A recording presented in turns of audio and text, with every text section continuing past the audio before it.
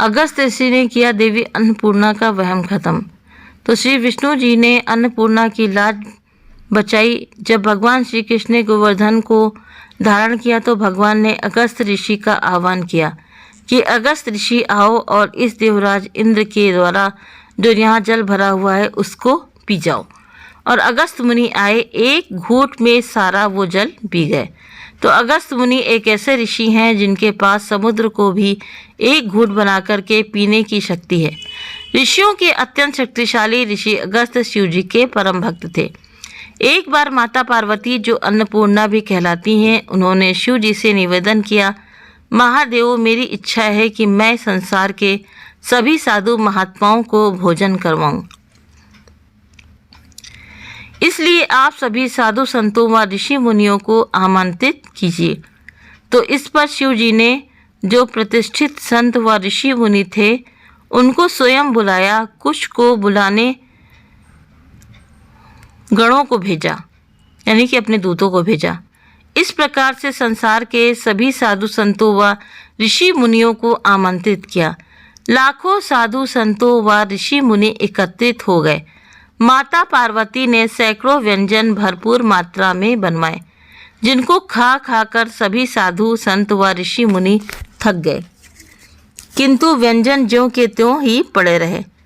माता पार्वती ने शिव जी को ताना मारा, प्रभु, ये आप कैसे कैसे महात्मा लेकर आए, जरा जरा सा खाते हैं, वो देखो मेरा सारा अन्न बचा पड़ा है। कोई ऐसे महात्मा लेकर आते तो ज़्यादा मात्रा में खाएं। तो शिव जी ने कहा, देवी, तुम अन्नपूर्णा हो, तुम्हारा अन्न कोई तोड़ सकता है? माता पार्वती ने कहा, नहीं नहीं, मुझे तृप्ति नहीं हुई, मैं दोबारा ब्रह्मभोज देना चाहती हूँ, और इस बार ऐसे ऐसे महात्मा बुलाकर लाना जो कम से कम एक परात तो खाएं।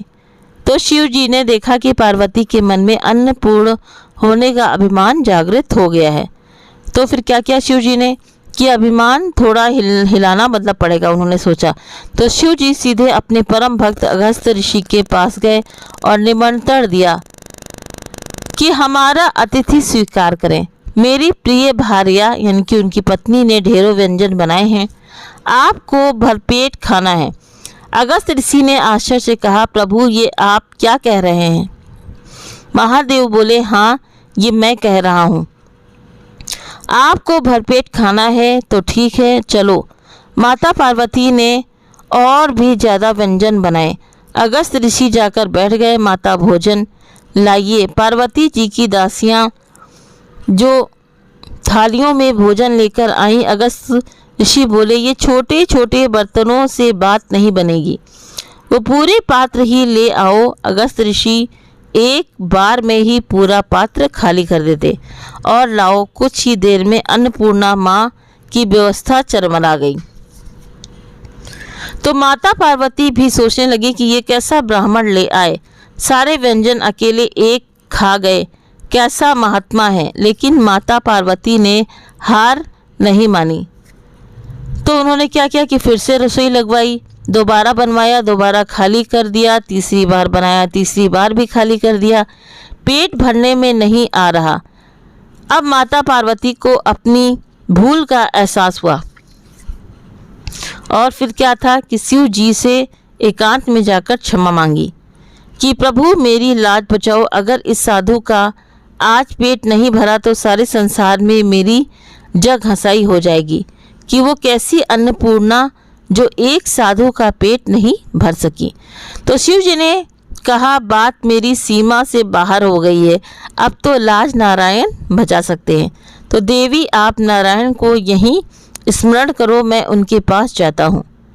तब क्या हुआ कि माता पार्वती तो कैलाश पर ही बैठकर स्मरण करने लगी और शिव जी चले गए नारायण के पास और बोले, चलिए, आपका न्योता है। भगवान ने कहा, अवश्य, मैं सब जानता हूँ क्या हो रहा है, इसलिए मुझे जाना ही पड़ेगा। तो भगवान विष्णु ने एक साधु का भेष बना लिया। अगस्त ऋषि के बराबर में आसन लगा कर वो लगाया और पत्तल लगाई और थोड़ा थोड़ा सा भोजन परोसा, जिसको खाकर भगवान ने पेट पर हाथ फेर और बोले, मैं तृप्त हो गया।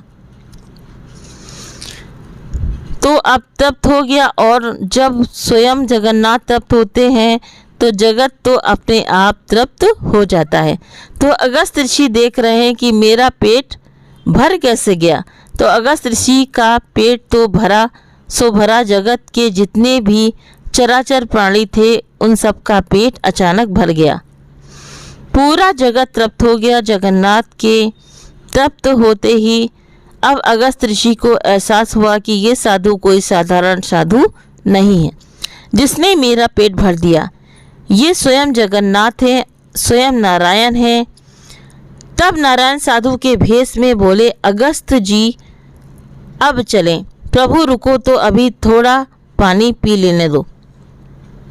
तो भगवान ने अगस्त ऋषि का हाथ पकड़ लिया और बोले, अभी पानी पीने का समय नहीं आया।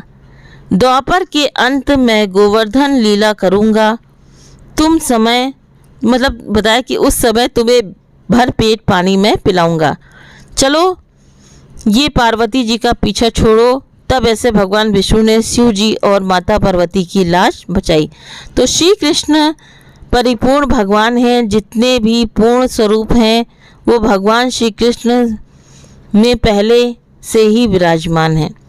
तो अगर आपने अगस्त मुनि की कहानी सुनी हो तो प्लीज़ आप मुझे कमेंट करके ज़रूर बताइएगा कि किस तरह से अगस्त ऋषि ने किया देवी अन्नपूर्णा का वहम ख़त्म।